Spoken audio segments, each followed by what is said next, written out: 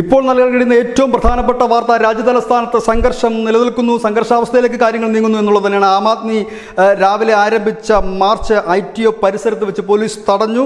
നിരോധനാജ്ഞ പ്രഖ്യാപിച്ചു കഴിഞ്ഞിരിക്കുകയാണ്. ഇന്ന് രാവിലെ മുതൽ തന്നെ പോലീസ് ജലപീരങ്കികൾ ഉൾപ്പെടെയുള്ളവ എത്തിച്ചിരുന്നു. BJP ഓഫീസിലേക്ക് മാർച്ച് നടത്തുമെന്ന് പറഞ്ഞിരുന്നു. BJP ഓഫീസിലേക്ക് മാർച്ച് നടത്തിയാൽ തടയുമെന്ന് BJPയുടെ പ്രവർത്തകരും നേതാക്കളും അറിയിച്ചതോടുകൂടി ഒരു സംഘർഷാവസ്ഥ രാവിലെ മുതൽ തന്നെ ദില്ലിയിൽ രൂപപ്പെട്ടു വരികയായിരുന്നു. ഇതിനിടയിൽ മന്ത്രി അതിഷിയുടെ നേതൃത്വത്തിലാണ് ആം ആദ്മി പ്രവർത്തകരുടെ വലിയ പ്രതിഷേധം ദില്ലിയിൽ അരങ്ങേറുന്നത്. ഈ പ്രതിഷേധത്തെ ഏത് വിധേനയും തടയും എന്നുള്ളത് തന്നെ ആണ് ദില്ലി കേന്ദ്രങ്ങൾ നൽകുന്ന സൂചനയും. ഇന്നലെ മുതൽ തന്നെ അവിടെ റാപ്പിഡ് ആക്ഷൻ ഫോഴ്സിനെ ഉൾപ്പെടെ അണിനിരത്തിക്കൊണ്ട് വലിയ സുരക്ഷാ ക്രമീകരണങ്ങൾ നൽകിയിരുന്നു. ഈ അരവിന്ദ് കെജ്രിവാളിന്റെ ഈ ജാമ്യം പരിഗണിക്കുന്ന ഒരു വേളയിൽ തന്നെയാണിത്.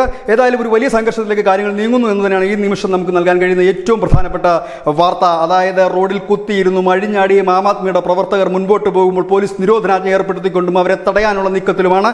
ഏതായാലും മന്ത്രി ഉൾപ്പെടെയുള്ളവരെ അറസ്റ്റ് ചെയ്ത് നീക്കാനുള്ള ശ്രമം തുടരുകയാണ്. News desk news India Malayalam.